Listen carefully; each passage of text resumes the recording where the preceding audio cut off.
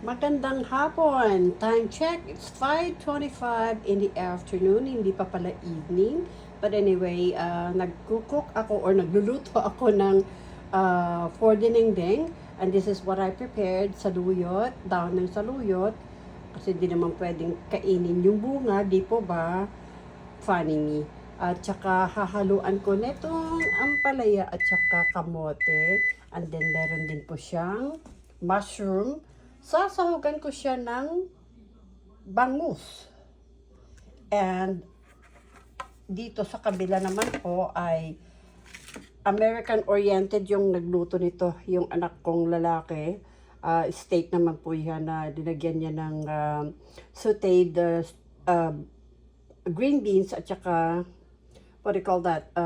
Tomatoes, cherry tomatoes. Linagyan niya ng garlic and soy sauce. At ito yung papakulaan ko na paglulutuan ko ng aking dinengdeng.